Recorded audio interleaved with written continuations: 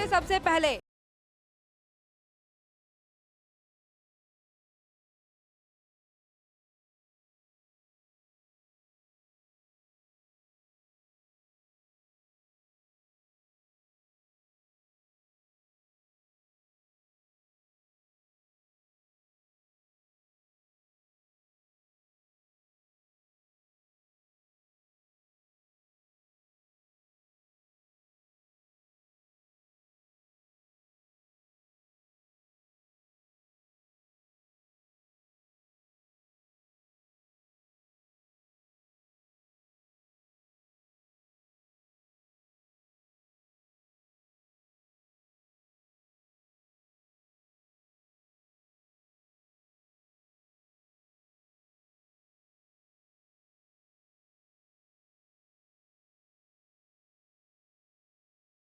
दर्जा भाजपा दिलाएगी।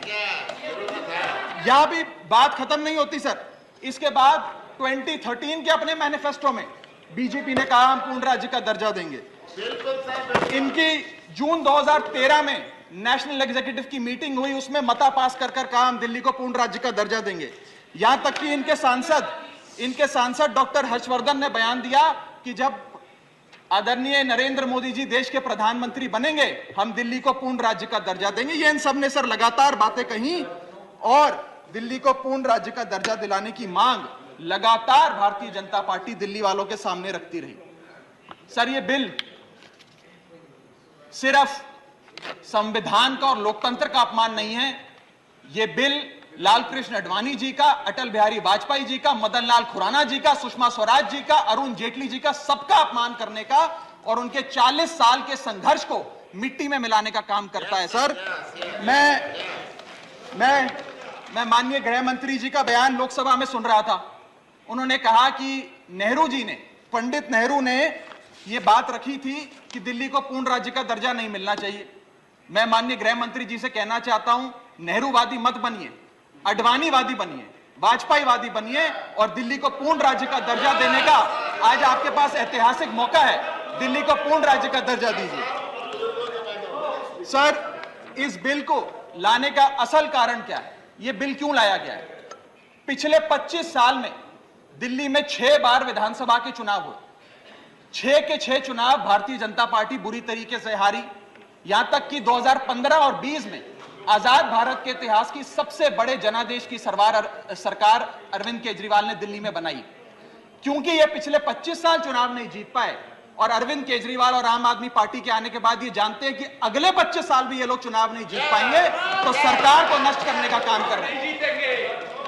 ना रहेगी सरकार और ना रहेगा चुनावों का महत्व, ना रहेगा बांस, ना बजेगी बांसुरी। लेकिन मैं आज इस मंच से भाजपा से अनुरोध करूंगा कि कम से कम लालकृष्ण आडवाणी जी को न्याय दीजिए, कम से कम उनकी इच्छा पूरी करिए, दिल्ली को पूर्ण राज्य का दर्जा दीजिए। सर मेरा दूसरा भाग कि कैसे यह बिल एक संवैधानिक पाप है।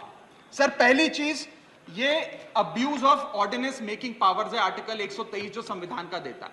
संविधान ये कहता है, और वाईवी चंद्रचूड़ साहब का AK Roy versus union of India एक बड़ा महत्वपूर्ण लैंडमार्क जजमेंट है, जिसने कहा कि ऑर्डिनेंसेस सिर्फ आपातकालीन और विषम परिस्थितियों में लाए जाएंगे। ऐसी कौन सी आपातकालीन और विषम परिस्थितियां आ गई कि आपको सुप्रीम कोर्ट के फैसले को 8 दिन के भीतर बदलना पड़ गया? दूसरा सर देखिए सर दूसरा सुप्रीम कोर्ट की दूसरा बिंदु, यह सुप्रीम कोर्ट का अपमान है। सुप्रीम कोर्ट के फैसले को 8 दिन के भीतर 5 जजों के संवैधानिक पीठ के सर्वसम्मति के फैसले को बदल के आज भारतीय जनता पार्टी ने एक मैसेज दिया है कि हम सुप्रीम कोर्ट को भी चैलेंज करते हैं, सुप्रीम कोर्ट के फैसले को भी नहीं मांगते, आपको जो ऑर्डर जारी करना है करो, हम चंद दिनों के अंदर ऑर्डिनेंस लाकर उस फैसले को बदल देंगे। They have challenged the majesty of the honourable supreme court sir. और मैं आपको ये कहना चाहता हूं कि आजकल जो ऑर्डिनेंस लाने की जो एक फेटिश इस सरकार ने देखी, चाहे वो लैंड एक्विजिशन बिल हो, चाहे वो फार्म बिल हो, चाहे ईडी के डायरेक्टर का एक्सटेंशन हो, जो ये सारी चीजें ऑर्डिनेंसेस के माध्यम से इन्होंने करी थी, इस बिल का हश्र भी वही होगा जो सारे पुराने बिलों का हुआ था। सर थर्ड बिंदु कि कैसे यह बिल संघीय ढांचे को एरोड करता है। हमारा भारत का संविधान और सुप्रीम कोर्ट का 2023 का 2018 का संवैधानिक पीठ का फैसला कहता है कि दिल्ली के पास एक यूनिक फेडरल आइडेंटिटी है, यूनिक कॉन्स्टिट्यूशनल आइडेंटिटी है, और भारत का संविधान जो हमें संघीय ढांचा देता है, जो शक्तियां देता है, उन शक्तियों को एनक्रोच करने का काम यह सरकार करती है, हमसे अफसरशाही और तमाम शक्तियां छीनकर। मैं आपको सुप्रीम कोर्ट का वो एक वाक्य पढ़ के सुनाना चाहूंगा। The majority in the 2018 constitution जज bench held that while the NCT of Delhi could not be accorded with the status of a state, the concept of federalism is applicable to Delhi. हम पूर्ण राज्य नहीं है, लेकिन फिर भी राज्य का दर्जा एक संघीय ढांचे के परिप्रेक्ष्य में दिल्ली को मिलता है। उसके बाद सर इन लोगों ने तो कमाल ही कर दिया, आज बिना संवैधानिक संशोधन लाए संविधान को बदल दिया, मात्र एक एक्ट ऑफ पार्लियामेंट से, जो आज तक शायद भारत के इतिहास में कभी नहीं हुआ। सर इसके बाद यह बिल पार्लियामेंट्री अंडरमाइन करता है प्रिंसिपल्स ऑफ कलेक्टिव रिस्पांसिबिलिटी को। भारत का संविधान कहता है सर कि परमानेंट एग्जीक्यूटिव और पॉलिटिकल एग्जीक्यूटिव मिलके लेजिस्लेचर के प्रति जवाबदेही होंगे, ये प्रिंसिपल ऑफ कलेक्टिव रिस्पांसिबिलिटी है। इसमें से परमानेंट एग्जीक्यूटिव यानी कि अफसरशाही को छीनकर ये पूरी तरीके से कलेक्टिव रिस्पांसिबिलिटी का प्रिंसिपल, जिसपे सरकारें चलती हैं इस देश में, उसे ध्वस्त करता है। और आखिरी बिंदु संवैधानिक अपराध का, ये ट्रिपल चेन ऑफ अथॉरिटी को तार तार करता है sir. Triple chain of accountability ये होती है कि अफसरशाही की जवाबदेही मंत्री को, मंत्री की जवाबदेही लेजिस्लेचर को, और लेजिस्लेचर की जवाबदेही जनता को। इसमें से अगर आप अफसरशाही हटा देते हो तो फिर जवाबदेही की जो ये ट्रिपल चेन ऑफ अकाउंटेबिलिटी है ध्वस्त हो जाती है। तो ये काम करके संवैधानिक अपराध एक प्रकार से सरकार ने किया है। सर मेरा आखिरी भाग, ये कैसे एक एडमिनिस्ट्रेटिव हाराकिरी, एक एडमिनिस्ट्रेटिव गतिरोध पैदा करता है। ये कहता है सिर्फ उपराज्यपाल ही ट्रांसफर पोस्टिंग करेंगे एक समिति के माध्यम से, यानी कि अफसर अब मुख्यमंत्री की नहीं सुनेगा, मंत्रियों की नहीं सुनेगा। अगर अब दिल्ली में किसी के घर में बिजली नहीं आ रही, पानी नहीं आ रहा, किसी के बच्चे का स्कूल में दाखिला नहीं हो रहा, तो वो उपराज्यपाल के पास जाएगा, अपने मंत्री मुख्यमंत्री के पास नहीं जाएगा। क्या लोग जानते हैं उपराज्यपाल कहां रहता है? उपराज्यपाल कौन सी विधानसभा से चुनाव लड़ा, उपराज्यपाल ने कौन सा चुनाव जीता? लेकिन सारी शक्तियां एक चुनी हुई सरकार से निकालकर उपराज्यपाल को देता है। यह आगे कहता है सर ये बिल कि हम एलजी को सोल डिस्क्रिशन देते हैं, स्वयं के विवेक से फैसले लेने की तमाम शक्तियां। आज तक उपराज्यपाल और गवर्नर काउंसिल ऑफ मिनिस्टर्स की एड एंड एडवाइस से बाध्य थे, लेकिन यह बिल उपराज्यपाल को सुपरसीडिंग पावर देता है। आगे सर यह बिल जितने भी ब्यूरोक्रेट्स हैं उन्हें एक जुडिशियल अथॉरिटी बना देता है। यह कहता है अफसरशाही तय करेगी कि मंत्री का फैसला सही है कि मंत्री का फैसला गलत है, और अगर अफसर को मंत्री का कोई फैसला पसंद नहीं आया तो अफसर मंत्री का फैसला लागू करने से मना कर सकते हैं। और सर यह बिल अथॉरिटी, कमीशंस और कॉरपोरेशंस बनाने की, तमाम गठन करने की, नियुक्ति करने की शक्तियां सारी की सारी केंद्र सरकार को दे देता है, यानी कि सरकार की चाबी एक प्रकार से केंद्र सरकार को हाथ में पकड़ा देता है। सर माननीय गृह मंत्री जी ने कहा था कि आम आदमी पार्टी एक सुपारी सी जितनी पार्टी है, एक सुपारी जितनी छोटी सी पार्टी है। सर ये वो सुपारी जितनी पार्टी है जो आजाद भारत के इतिहास का फास्टेस्ट ग्रोइंग पॉलिटिकल स्टार्टअप कहलाती है। ये वो सुपारी जितनी पार्टी है जिसने 3 बार भाजपा को दिल्ली में हराया और 2 बार 2015 और 20 में आजाद भारत के इतिहास की सबसे बड़े जनादेश की सरकार बनाई। ये वो सुपारी जितनी पार्टी है जिसने पंजाब में भाजपा को लगभग शून्य पर लाकर खड़ा कर दिया।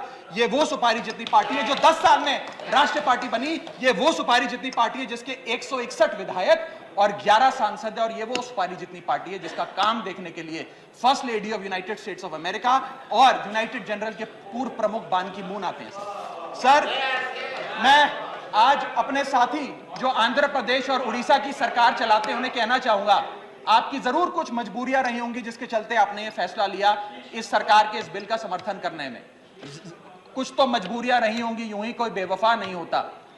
लेकिन मैं आपको कहना चाहता हूं कि आग जब लगेगी तो बहुत दूर तक जाएगी। राहत इंदौरी साहब का एक बड़ा महत्वपूर्ण शेर है, अगर खिलाफ है होने दो, जान थोड़ी है, ये सब धुआं है, आसमान थोड़ी है, लगेगी आग तो आएंगे कई घर जद में, यहां सिर्फ हमारा मकान थोड़ी है। लेकिन जब आपके घर में आग लगेगी आम आदमी पार्टी आपके साथ खड़ी होगी, मैं आपको विश्वास दिलाता हूं। और सर मैंने अपनी बात शुरू करी थी महाभारत के एक अंश से, मैं समाप्त भी महाभारत के एक अंश से करूंगा। सर बीच कुरुक्षेत्र के मैदान में जब युद्ध प्रारंभ होने वाला था तो युधिष्ठिर ने शंखनाद करने से पहले एक घोषणा करी और कहा कि यह धर्म अधर्म की लड़ाई है।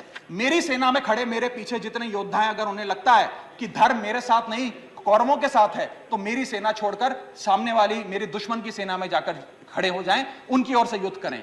और अगर कौरव सेना में कोई योद्धा है जिसे लगता है कि धर्म युधिष्ठिर के साथ है, पांडवों के साथ है, तो आप कौरवों की सेना छोड़कर मेरी सेना में आइए, मैं बाहें फैलाकर आपका स्वागत करूंगा।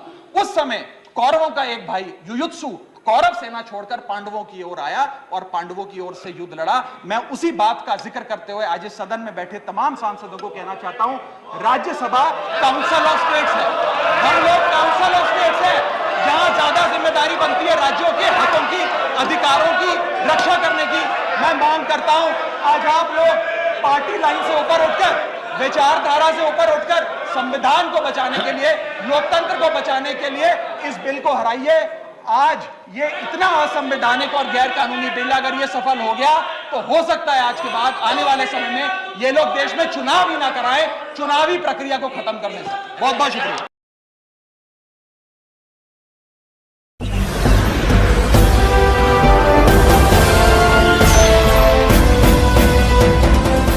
आप देख रहे हैं लाइव न्यूज 99, राष्ट्र सबसे पहले।